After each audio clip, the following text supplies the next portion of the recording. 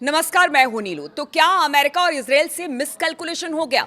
जहां इसी तरह की खबर अब सामने आ रही है, चुन चुनकर अमेरिकी सैन्य ठिकानों को अब ईरान निशाना बना रहा है। लगातार हमले हो रहे हैं, चाहे वो मिसाइलों से या ईरानी मिसाइलों से हमले हो या फिर ड्रोन से हमले हो। और इस वक्त बड़ी खबर आ रही है, हमले हो रहे हैं, नुकसान बहुत ज्यादा हो रहा है। अमेरिका कुछ बता नहीं रहा है कि कितना नुकसान हुआ है। अभी तक सिर्फ 3 अपने सैनिकों की शहादत की बात अमेरिका कर रहा है और कुछ घायलों की बात कर रहा है। लेकिन जिस तरह की खबरें और तस्वीरें सामने आई है, उससे तो यही लगता है कि ईरान ने अब मोर्चा अमेरिका और इजराइल के खिलाफ खोल दिया है। इसी बीच कुवैत से बड़ी खबर आ रही है। कुवैत के रक्षा मंत्रालय ने यह तस्दीक कर दी है कि अमेरिका के कई फाइटर विमान जो हैं वो गिराए गए हैं, जिसमें कि एक F-15 बताया जा रहा है जो क्रैश हुआ। उसकी तस्वीरें खूब आ रही है। हालांकि जो उसके पायलट थे वो वहां से निकल गए, उनकी जान बच गई। लेकिन बताया जा रहा है कि और भी कई लड़ाकू विमान गिरे हैं अमेरिका के। और खास तौर पर अगर F-15 की बात की जाए, काफी मॉडर्न ये लड़ाकू विमान है और करीब करीब $100 मिलियन का ये विमान बताया जा रहा है। ऐसे में अगर एक से ज्यादा इनकी संख्या होती है तो नुकसान आप समझ सकते हैं किस तरह से। ये नुकसान सिर्फ एक जगह का नहीं है, कई जगह पर इस वक्त हमले अमेरिकी एयरबेसेस पर किए गए हैं। इसके अलावा अमेरिकी दूतावास पर टारगेट किया गया है। वो हर जगह जहां पर ईरान को लग रहा है कि अमेरिका का दखल है, चाहे उनके इन्वेस्टमेंट हो, अमेरिका के लोगों का इन्वेस्टमेंट हो, वहां पर हमला किया गया है। इसलिए खास तौर से हम आपको बता रहे हैं, बहरीन में लगातार हमले हो रहे हैं, जॉर्डन में हमले हो रहे हैं, बहरीन के एक होटल पर हमला हुआ है। देखिए, हमने देखा था किस तरह से दुबई में भी कई ऐसे पाम बीच है या कई ऐसी जगह है जहां पर हमला किया गया। बुर्ज खलीफा बताया गया कि वहां पर अमेरिका के सैनिक या फिर उनके पायलट्स ठहरे हुए थे जिनको कि टारगेट किया गया, उनको मारा गया। और अब बहरीन में भी बताया जा रहा है कि इसी तरह से एक होटल पर हमला किया गया। बहरीन में लगातार हम देख रहे हैं पिछले 2-3 दिन से, जब से यह हमला हुआ है ईरान पर, अमेरिका और इजराइल का, तब से वो बहरीन पर लगातार हमले कर रहा है। उसका कहना है कि बहरीन में बहुत सारे अमेरिकी सोल्जर्स हैं जिनको निशाना बनाया जा रहा है। इसी तरह से दुबई, दोहा, कुवैत में अमेरिकी एम्बेसी पर हमला किया गया है। सऊदी अरब से जो एक बड़ी खबर हम आपको बता रहे हैं कि सऊदी अरब से बड़ी खबर आ रही है, यहां पर हूती की तरफ से हमला हुआ है। देखिए, 3 बहुत बड़ी एक कह लीजिए कि ईरान की स्ट्रेंथ थी। एक तो थे अली खामनेई साहब, उनको कहा गया कि मार दिया गया, चलिए ठीक है। लेकिन जिस तरह से एक आग उनके मारे जाने के बाद पूरे मिडिल ईस्ट में, क्या यहाँ अगर मिडिल ईस्ट से लेकर यूरोप तक की बात की जाए, वहां तक पहुंची है, तो उनके मारे जाने के बाद भी ये आग खत्म नहीं रही है, सुलग रही है और ज्यादा बढ़ रही है। दूसरी चिंता ईरान और इजराइल और अमेरिका के सामने ये थी कि देखिए, जो उनके मिसाइल हैं वो बहुत ज़्यादा नुकसान पहुंचा सकते हैं, इस बात का पता था। लेकिन इतना नुकसान पहुंचाएंगे ये बिल्कुल नहीं पता था।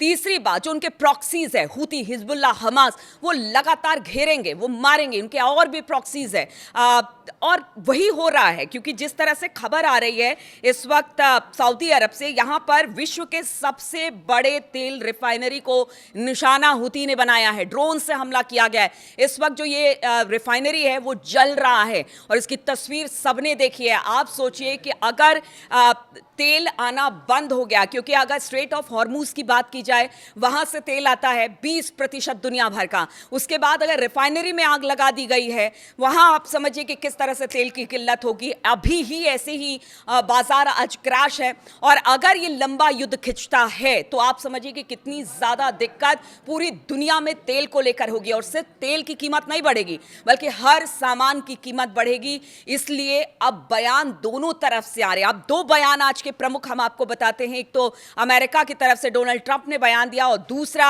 अब्बास अराक्ची ने भी बयान दिया है और अली लारिजानी ने भी बयान दिया है। वो बयान भी आपको बताते हैं। पहले आपको अब्बास अराक्ची का बयान बताते हैं। उन्होंने कहा, क्योंकि एक खबर बड़ी उड़ रही थी कि देखिए, ट्रंप और अमेरिका अब चाहता है कि बातचीत के मंच पर बैठा जाए, तो जो अराक्ची है उन्होंने कह दिया अब कोई बातचीत नहीं होगी। जब हमारे नेता को आपने मारा था, जब हम टेबल पर बैठे थे, आपने टेबल पर ही बम फोड़ दिया, आपने टेबल पर ही मिसाइल फोड़ दिया। आपने बातचीत को की भी जरा सी लाज नहीं रखी और उसी बीच आपने हमला कर दिया। इसी तरह से 2025 में भी जब 12 दिन का जब युद्ध हुआ था उस वक्त भी ऐसे ही बातचीत के बीच में ही हमला इजराइल और अमेरिका ने कर दिया था। इसलिए अब कहना है अब्बास अराक्ची का कि किसी तरह की कोई बातचीत नहीं होगी, हमला होगा, बस हमला होगा और अपने नेता यानी कि सुप्रीम लीडर का बदला लिया जाएगा। अब ट्रंप की बात आप जरा सुनिए कि ट्रंप क्या कहते हैं। आज सुबह ट्रंप आते हैं, वो कहते हैं कि देखिए ये युद्ध बड़ा होगा और इस युद्ध में अमेरिकी सैनिक भी मारे जाएंगे, ये और बड़ा होगा, इसके लिए हम पूरी तरह से तैयार हैं। तो एक तरफ तो बातचीत की बात कह रहे हैं क्योंकि उनको भी पता है कि वो फंस गए हैं, अब क्या करेंगे। जिस तरह से पूरे मिडिल ईस्ट से लेकर यूरोप तक ये आग फैली है, उसको रोकेगा कौन। दबाव बहुत ज्यादा है, लेकिन इसी बीच ट्रंप है, ट्रंप तो ट्रंप ही हैं, वो कहाँ पीछे हटने वाले हैं। वो कह रहे हैं कि लगातार हम हमला करेंगे, चाहे इसमें अमेरिकी सोल्जर्स क्यों ना मारे जाए या नुकसान हमें कितना भी हो।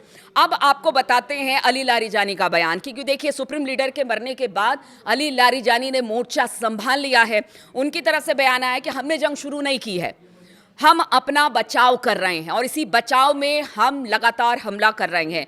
ट्रंप ने पूरे क्षेत्र को संकट में डाला है। अली लारिजानी कहते हैं अमेरिका फर्स्ट को इजराइल फर्स्ट बनाया है, अब इजराइल को भी भुगतना पड़ेगा और अमेरिका को भी भुगतना पड़ेगा। इसलिए लगातार अमेरिकी बेसेस हो, अमेरिकी दूतावास हो, रिफाइनरी हो, और अब तो कहा यह जा रहा है कि देखिए अगर ऐसा होता है अरब देशों पर जिस तरह से ईरान हमला कर रहा है, कहीं ऐसा ना हो कि अरब देश पलटवार करते हैं तो ईरान के ऑयल रिफाइनरी या फिर वहाँ पे ऑयल के जो कुएं हैं कहीं उस पर ना हमला हो जाए, या ईरान उनके ऑयल जो पूरा वहाँ पर रिफाइनरी है या कुआं है उस पर ना हमला कर दे, तब तो आप समझिए कि ये युद्ध है और कितना ज़्यादा बड़ा हो जाएगा, आप इसका अंदाज़ा भी नहीं लगा सकते हैं। आज तो सिर्फ तीसरा दिन है, तीसरे दिन ही इस तरह की खबरें सामने आ रही है कि जब बाजार लुढ़का हुआ है, बाजार गिरा हुआ है, चिंता सबके माथे पर है और ऐसे में अब युद्ध और बड़ा होता चला जा रहा है। धीरे धीरे करके मारे जा रहे हैं दोनों तरफ के लोग, चाहे वो इजराइल हो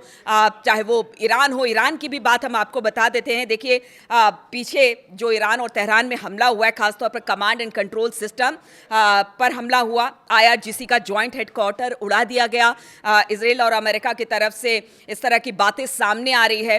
तो आप देखिए नुकसान दोनों तरफ से हो रहा है, लेकिन अब युद्ध में पीछे हटे तो कौन हटे। इधर ईरान कह रहा है कि वो अपने सुप्रीम लीडर का बदला ले रहा है क्योंकि उनकी हत्या की गई है, हत्या की गई है, बदला लिया जाएगा। इधर ट्रंप कह रहे हैं कि अब वो पीछे कैसे हटे, वो तो महाशक्ति हैं, वो तो एक तरह से कह लीजिए कि अगर वो पीछे हट गए तो उनकी साख कमजोर हो जाएगी। इसीलिए चिंता जताई जा रही है कि अब इस युद्ध का होगा क्या, क्या कोई बीच का रास्ता निकलेगा, क्या इस युद्ध को रोका जाएगा, क्या युद्ध विराम होगा, क्या होगा कोई नहीं जानता। लेकिन इस समय स्थिति जरूर विकट है और कोशिश यही की जा रही है कि जितनी जल्दी हो ये युद्ध खत्म हो, वरना ये बड़ा विनाशकारी होगा।